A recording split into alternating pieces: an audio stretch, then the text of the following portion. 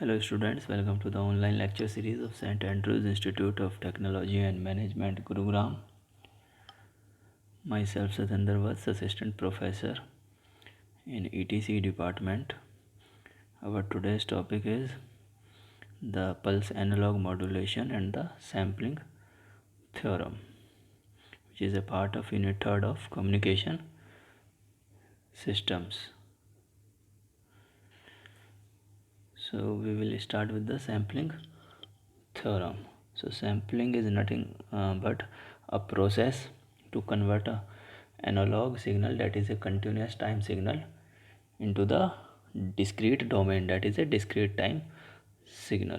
Okay, so sampling is nothing but, like, if we have a continuous time or analog signal, we need to convert it to a digital signal, which we will see how we can do it. Okay, we need to convert the continuous time signal into the digital form before being transmitted. Okay, so for a low pass or a band limiting signal having highest modulating frequency component of omega m, so if we have a modulating signal whose highest frequency is omega m, so in order to transmit such a signal over a communication channel, the sampling frequency must be greater than or equal to the twice of the maximum modulating frequency component. Like if we have an analog signal whose maximum frequency is omega m, so sampling theorem says that we need to convert it into the sampled form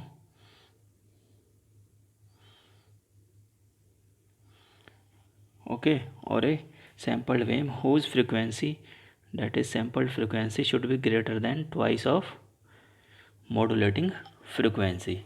So this is the sampling theorem, or it is also called the Nyquist criteria or the Nyquist frequency. This frequency is called, the sampling frequency is called the Nyquist frequency. Okay, so this is the condition for the sampling theorem, that is omega s should be greater than 2 omega m, or the sampling frequency fs should be greater than 2 fm. So if we are given a modulating signal in this form, we need to calculate this is an example, we need to calculate the sampling frequency or sampling interval. So we would convert this equation in this form using the cosine function, that is cos a into cos b would be equal to cos a plus b by 2 into cos a minus b. Okay, and this can be converted as 1 minus cos 2a. So by converting this into this equation, we get three frequency terms, that is 120 hertz, 100 hertz and 50 hertz. Okay, so the sampling frequency would be the twice of the maximum frequency component is in this waveforms, which is 120 hertz. So the sampling frequency would be twice of 120 hertz, that is 240 hertz, and the timing sampling interval would be nothing but 1 upon this fs, that is 1 upon fs, so which comes out to be 1 upon 240 second. Okay, so we can have three types of sampling, that is instantaneous sampling, natural sampling and flat top sampling. Okay, so in instantaneous sampling we use the pulse of impulse, that is a impulse pulse for the sampling purpose. Like you see in this, this is a impulse train in which all the impulses are ts time apart, that is the time difference between the two impulses ts, that is the time period of this impulse train is ts. So we would get the samples only at this impulses of this analog signal like this. At this impulse we get this one, at this impulse we get this one. So these are the values at the impulses. So this is how we can convert a analog signal into digital form using a pulse of impulses. Okay, so this is a theoretical type of sampling which is not practical possible. Practically it is not possible because infinite amount of power would be required for the transmission of such a signal. Infinite amount of bandwidth would be required for transmission, which is not possible. So this is not practically possible. Then the second form is natural sampling. Okay, so in this we use a pulse of a train of pulse, that is train of pulse for the sampling.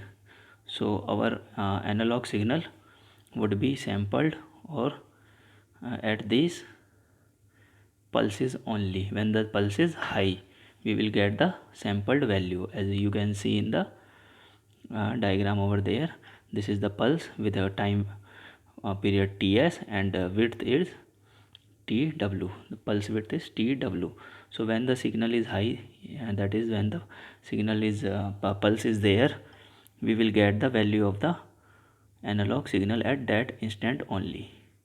So this would be the value at the first pulse, then at the second pulse we will get this. So this is a natural type of sampling in which the sampled wave follows the amplitude of the modulating wave. Okay, and it would get sampled for the time the pulse is high. Okay, and for the rest of the time we would get nothing. Okay, so here top of each sample follows the natural path of the modulating signal. So the sampled values followed the modulating signal. So very complex circuitry is required for its implementation. That's why it is also avoided. Medium power is required for the generation and medium bandwidth is required. Now then the third one comes is the flat topped sampling. Okay, in this if this is the modulating signal, again we use the train of pulses, but there is a difference in this. The value of the samples would be flat at the top when it is sampled. Like if it is sampled at that point, then we would get this value of modulating signal, so it remains constant for the entire pulse. Okay, like if this is the modulating signal and this is our pulse, so for this part when the pulse is high we will get the value of modulating signal, which the value which we will get at the positive edge. Like if this value is we get at the positive edge of this pulse, we would get the sampled value as this. It will remain constant till the pulse is there, then it becomes 0.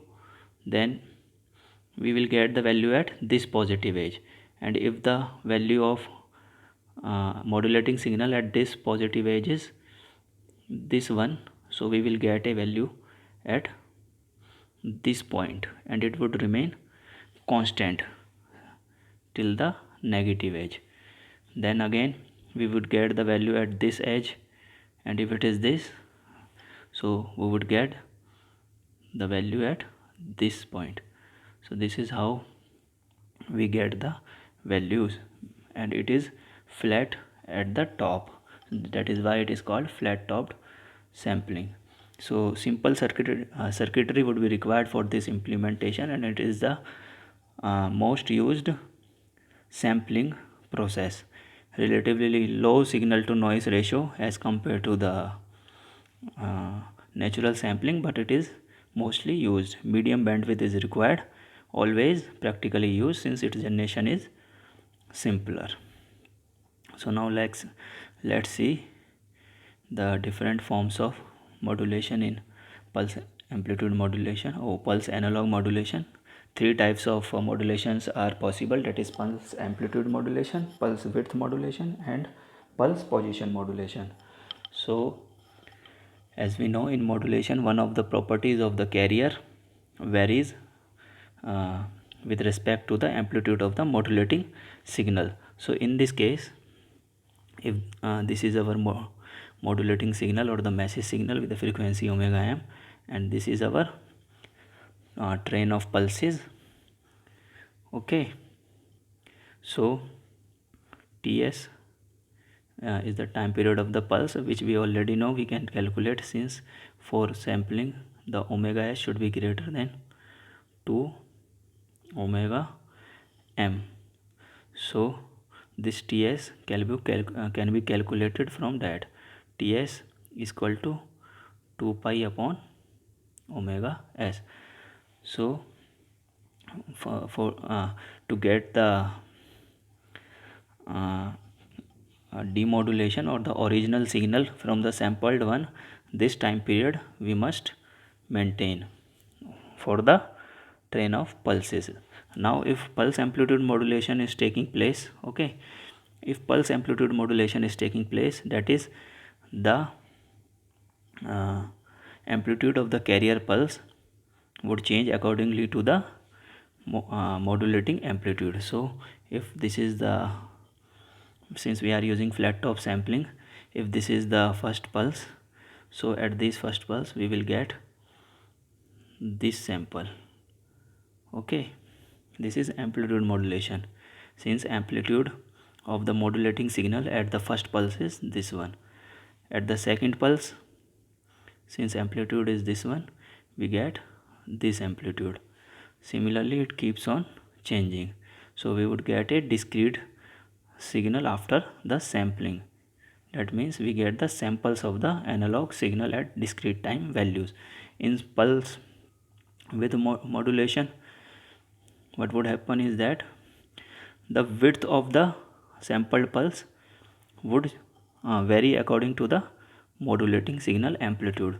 Like if we sampled it at the first pulse, that is this one, so we get a width of the pulse as this much, because the amplitude is high at that point. And at the second instant, at this pulse, the width of the signal is low, or say small, as the amplitude is lower at that point. So we would get the pulses of different width.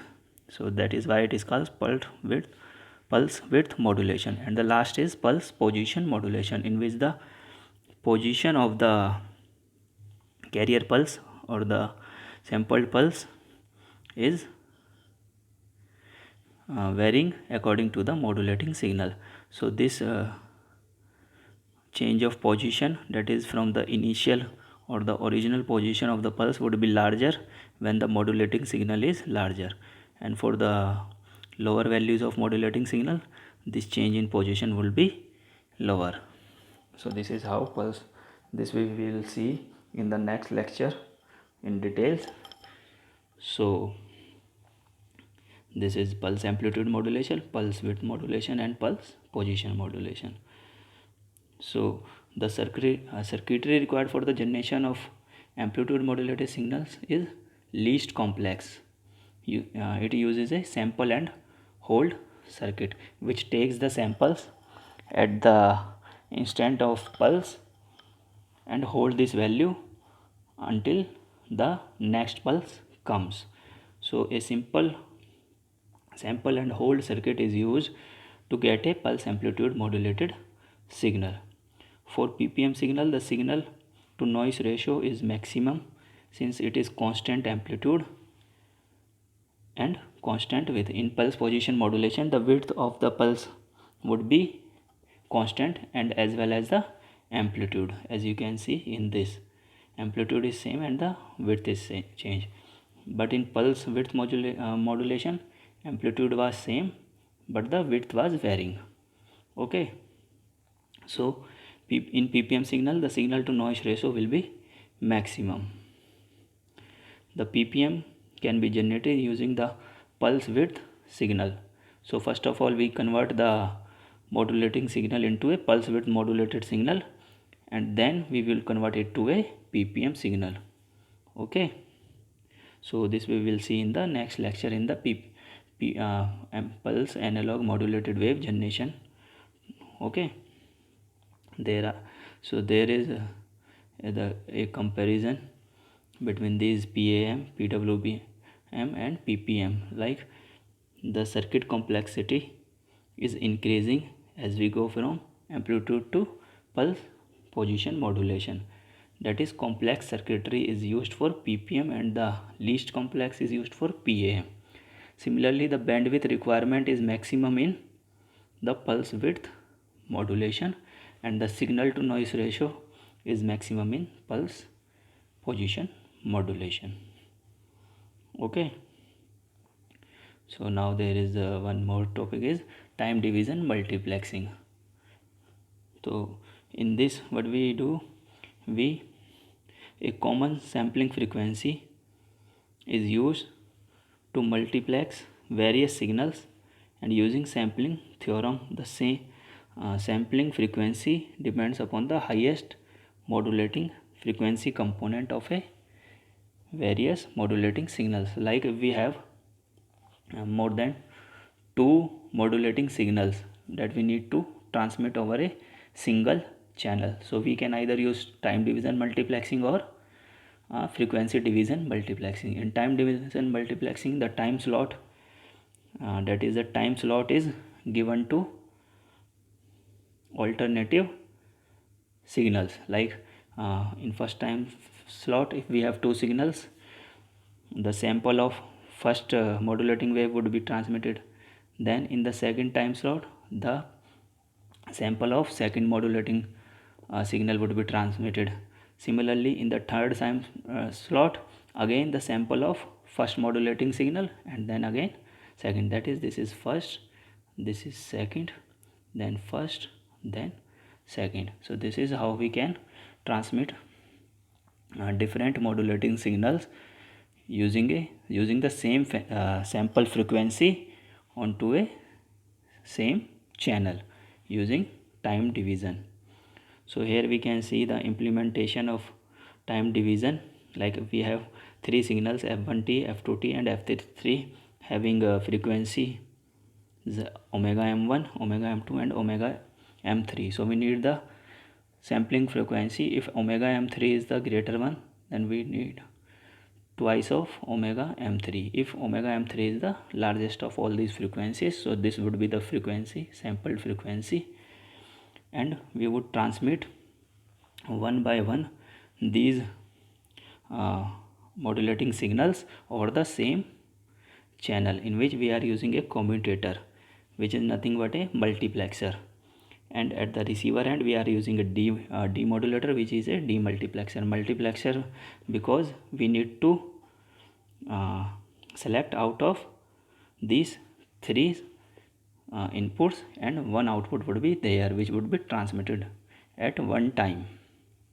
So in this, a common sampling frequency is used to multiplex various signals, and using sampling theorem the sampling frequency would depend upon the highest modulating frequency component. Okay, so time taken to make one revolution by the commutator switch is Ts, which is nothing but the 1 upon Ts would be 1 upon Fs, that is sampling frequency, and speed of the commutator switch is equal to omega s, that is the angular sampled frequency. The contact time of the switch controls the width of the each sample. So what would be the width of the sample? It would depend on the contact time of the switch. Okay, the commutator and decommutator must be synchronized and should have a time delay of Td, which depends on the distance of the communication and the propagation velocity. Okay, then we would have frequency domain multiplexing, frequency division multiplexing. In this circuit or in this multiplexing, the entire frequency band is divided into smaller frequencies. The frequency band is divided into smaller frequency bands corresponding to each band a particular signal is transmitted. Like we have divided the whole band into 3 signals. In this example, we have 3 modulating signals to be transmitted, so we would divide the frequency band in 3 bands, and all these signals would be transmitted at one go, unlike in time division multiplexing, in which the signals were transmitting in alternatively or one by one at a time. So in frequency domain frequency division multiplexing, all the signals would transmit at the same time. So we have some of the features of TDM. Entire time interval is divided into smaller time slots. Corresponding to each time slot, a sample from a particular signal is transmitted. A common sampling frequency is used, which is twice of the highest modulating signal. A synchronized pulse is required for the transmission of these signals. So transmission is through a transmission line. So it is limited in distance. Limited power is required for the transmission. Whereas in FDM, we have the entire frequency band is divided into a smaller band corresponding to each signal. Okay, a separate carrier frequency is required for each. So for every modulating signal, we need a separate carrier frequency, unlike in TDM, in which only a single carrier frequency was used for all the signals. Transmission is through antenna, and therefore long distance communication is possible using frequency division multiplexing. No synchronizing pulse is required, and signal to noise ratio can be improved by increasing the total power transmitted, and the complex circuitry is required for frequency division multiplexing. So in this lecture we have seen the basics of sampling, that is instantaneous sampling, natural sampling, and flat top sampling. In the next lecture we would see how we can generate pulse amplitude modulation, pulse width modulation, and pulse position modulation. Thank you very much.